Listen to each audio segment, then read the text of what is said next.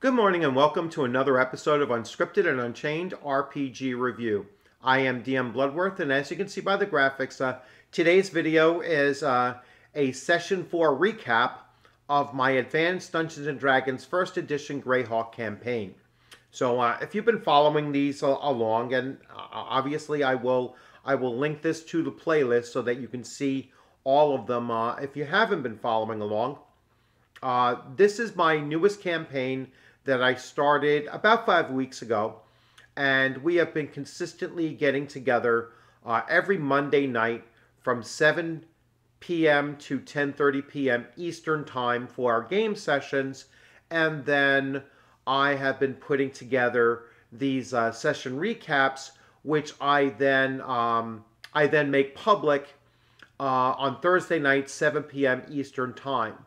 So the first time last week I made it public as a premiere, so I am actually seeing it live at the same time that you might be, and I will be available those Thursday nights, roughly 7 p.m. Or so, to see them at the same time you do, and to answer any questions that you might have. Now, with my schedule changing, really beginning tomorrow night, I might shift that presentation or that launch to 7:30 or possibly even 8 o'clock p.m. because my work hours change. So without further ado, let's talk a little bit about the campaign, where it stands right now. And if this is your first seeing of these session recaps, the player character group is currently in the country of Yeomanry, which is south of Keeland, actually southwest of Keeland, and the party is in the midst of running through the Search of the Unknown, so B1, Search of the Unknown, and they've been brought together. It was a fairly large group, and it's still a fairly large group. It's around 9 players and their characters, and I'll introduce or reintroduce those characters to you once I go to the next screen. So as I stated, the In Search of the Unknown, I'm going to sneeze, sorry. It went away.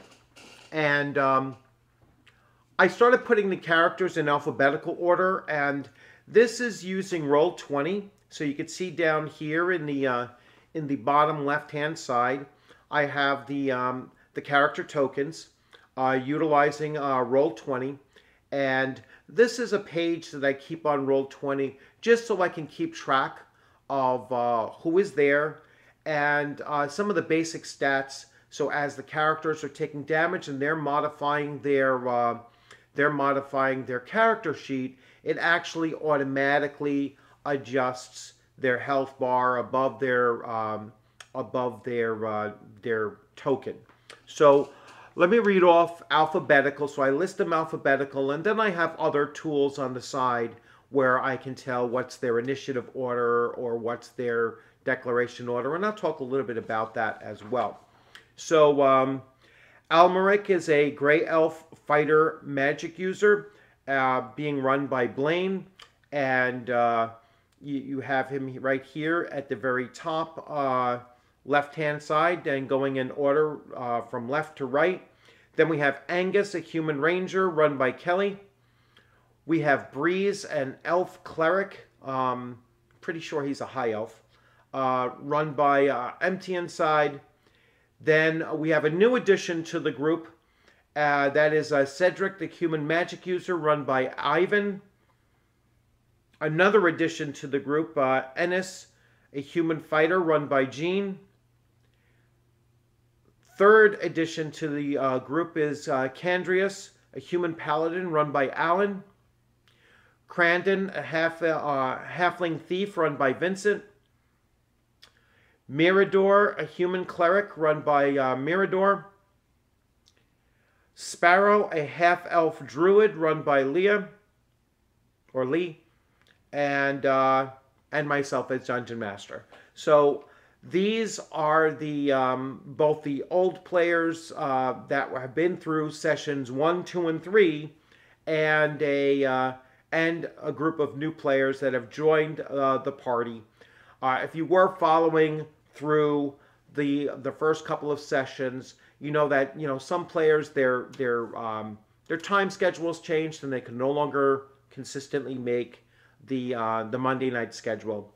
And so they dropped off. I had several people waiting in the wings to come in once the party had dropped below 12 players. And as you can see now, I think hopefully it settles down to being these 9 players moving forward for the length of the campaign. I'm hoping that this campaign lasts many, many months, if not years, and we will try to maintain that Monday night schedule. So if you've been following along, you see now the map on the right-hand side, and this is the full extent of the map in Search of the Unknown that they have uncovered during the course of their 3 sessions. Now, the party picks up, and if you can make it out, room 11, and you'll see that first red X, and that was really the first encounter of the new party members as they were passing through. Now, they were tipped off from the previous party members that that exited the campaign. They were tipped off and given a map briefly of where the rest of the party could be found within the complex. And so, armed with that map and just passing on of information of who exactly they were looking for, they started making their way into the corridors that the other party had already explored. And so as they were passing through, they started seeing the trail of bodies that the previous party had left behind. So they encountered some kobolds, dead kobolds and dead orcs. So they knew they were on the correct path.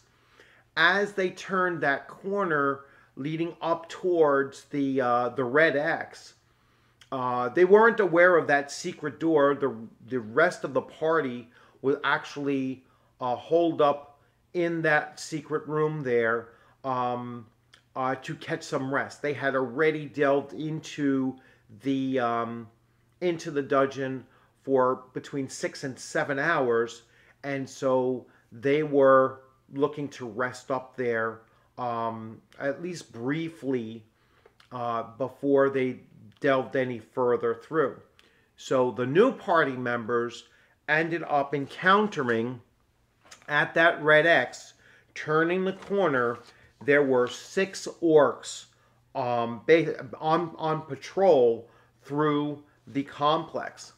And so they immediately engaged, and Cedric, the new addition to the party, a magic user, cast a sleep spell, and luckily for them, they had put to sleep 5 of the 6 orcs, and then just the remaining orc was then attacked by Innes the Fighter, who engaged and killed off that orc.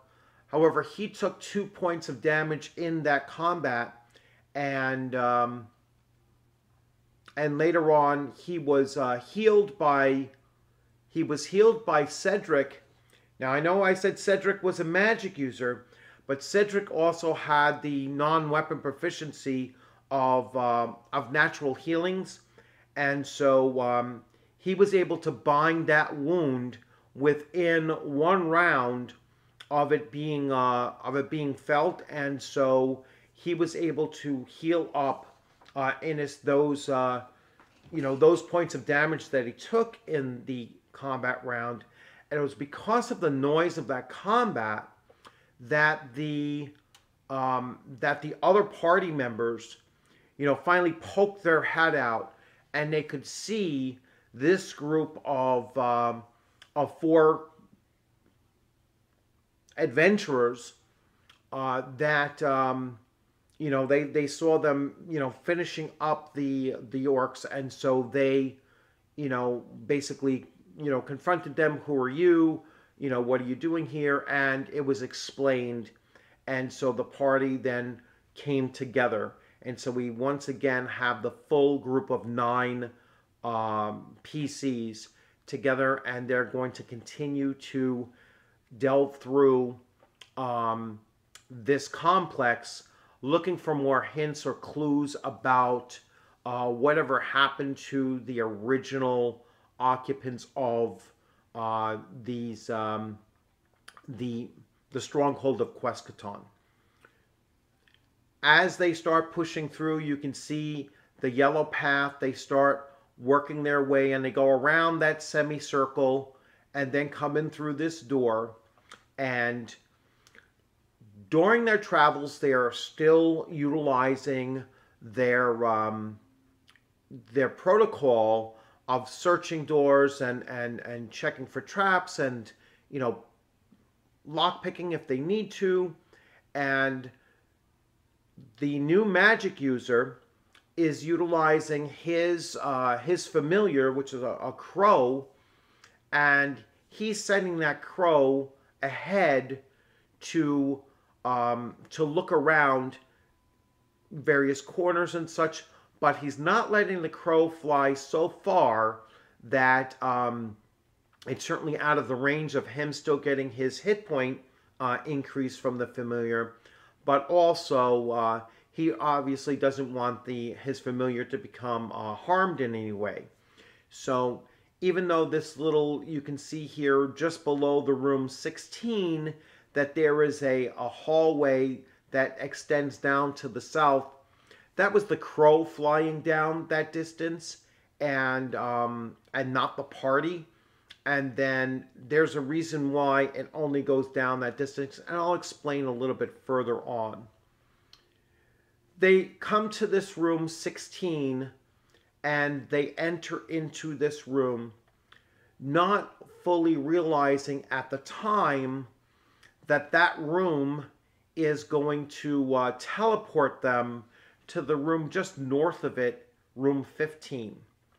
And it is mostly because of the use of the familiar that the magic user starts to determine that he's getting farther and farther from his familiar.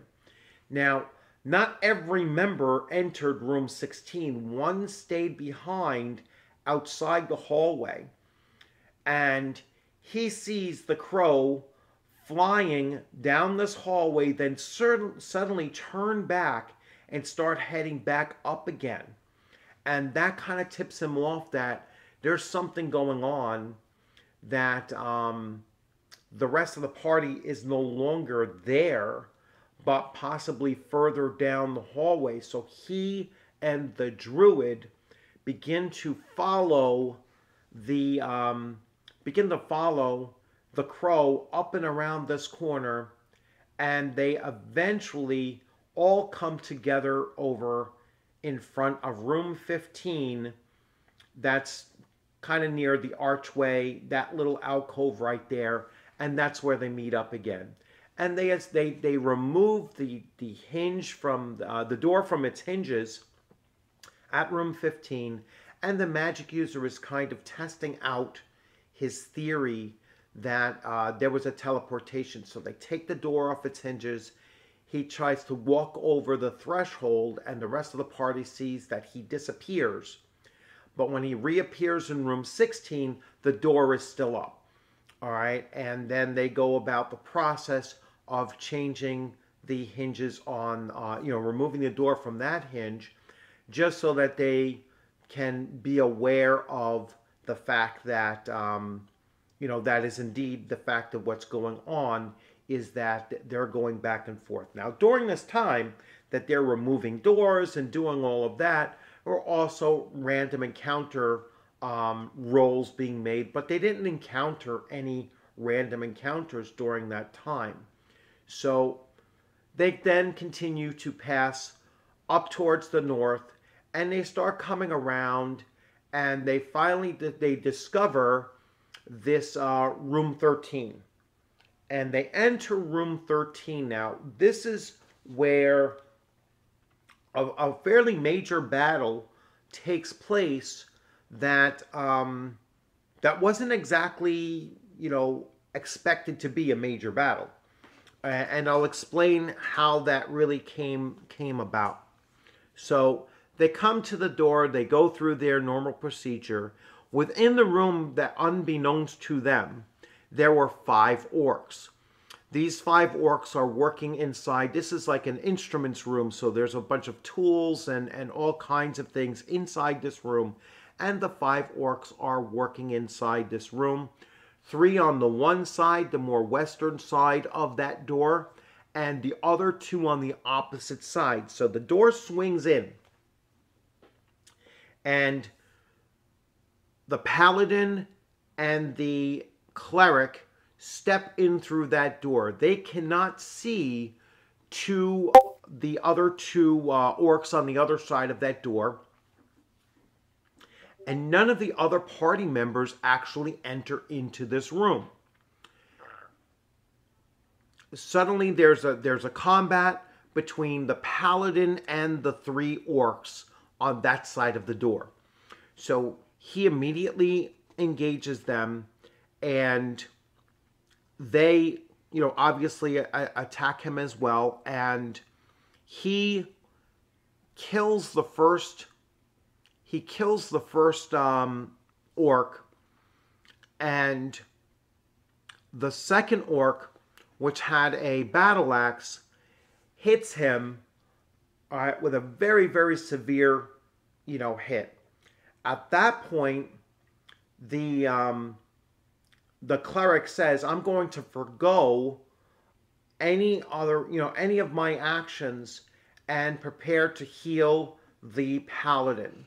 So the paladin is hit for a total of 8 points of damage. But the way I described it, it became very clear to the cleric that he's going to need healing really quick. At that point, and the cleric was Breeze, by the way. So Breeze, the cleric, he is engaging and trying to heal up the paladin, and he heals him up 3 points of that 8 points of damage that he took. In the process, he himself takes 2 points of damage, bringing him down because he gets hit by one of the orcs. Now, that takes us out of the first round of the combat. Now it's the second round, and the orcs that were on the other side of this door, because the rest of the party is still hesitating to move in, the other orcs come and they slam the door shut and immediately attack the cleric and the paladin. The paladin then wards off some of the attack, kills a second orc with his spear, and at that point, the other party members, because they had initiative, were able to push on through the slammed, door, and the first one in was actually Sparrow, and Sparrow comes in. That's the druid. She comes in and she hits an orc for 2 hit points of damage, and the ranger Angus fires, killing 2 more of the orcs. All right, so at this point here, 4 of the orcs are dead. 3 of the party members are injured, or 2 of the party members are injured, and the 5th orc is is injured, not quite dead, and that's when the paladin strikes him and kills him off as well. So in total, this combat only took about 3 rounds, but it was the longest combat that the party had encountered at this point, because it was the first time that the size of their party combined up with some of their hesitancy not to charge right into that room initially. It was the first time that they were actually engaged in a combat where they were outnumbered.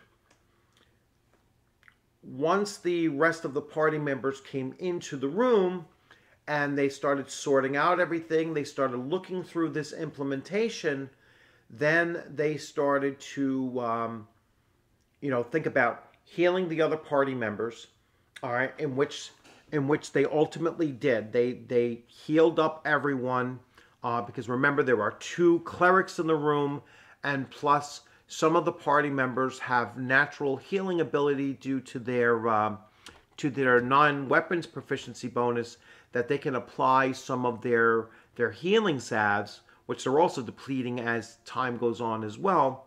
And so they apply those salves, and they decide at this point that they are going to, because now they've been pushing through and they're about 7 or 8 hours into this dungeon, and the initial party members have depleted most of their healing spells, and they see this room as an opportunity, a place for them to spike the door closed. They get rid of the orcish bodies, and outside the room actually, and into one of these little alcoves up towards the west, and then they retreat back into the room. They spike the doors shut, and they go on to a resting period of attempting to get a full 8 hours worth of rest or sleep, or whatever, and then just rotating guards to keep an eye on the door while the rest try to get their rest. So as you can see and probably tell, that the party is starting to realize that their size will sometimes be, the size of the party will sometimes be a detriment, and that their actions, their declared actions, need to keep up with the action as it takes place, because hesitancy will sometimes put them in a situation that they weren't quite anticipating or expecting, and negative situations. I'm actually going to switch views here and go back to here. So yeah, I'm hoping that when my party members actually watch this video, and I've had some talk with them as well before doing this video, but hopefully they're watching this and they're seeing ahead of time, before our next session, we need to get some of these other actions down. So far they've been very organized as far as their procedures of how to approach doors, and how what their marching order is. They're putting their demi-humans in the front group, their demi-humans in the back group, and then their torchbearers, most of their human players, are in the center. And that way, the burning of torches is giving, it's not harming their infravision of their other party members, and their human characters still have light. And as I've impressed upon them as well, just because a demi-human has the ability to see in the infrared spectrum, that doesn't mean that they can see objects that don't give off heat. And so that's where the torchlight kind of assists them as well, because if they do encounter anything that's not giving off heat, then they won't be able to see it without the torchlight. So that's something that's important to remember is when you're DMing when you're DMing, especially first edition AD&D, is that all of these things kind of have consequences, and you really have to think through the circumstances of going through a dungeon. You have to look at, like, that was a very narrow room. It was only 10 by 10, but with the shelves and everything like that, the space in between those shelvings was actually much more limited than the party might have expected, and so their engagement in there was much more close quartered, and there were some tactics that they might have been thinking about using, such as archers or whatever. The archer was very specific as to, well, I'm not doing that. I'm going to make sure that I'm attacking this particular orc because there was no one else near it. Another was talking about potentially using, an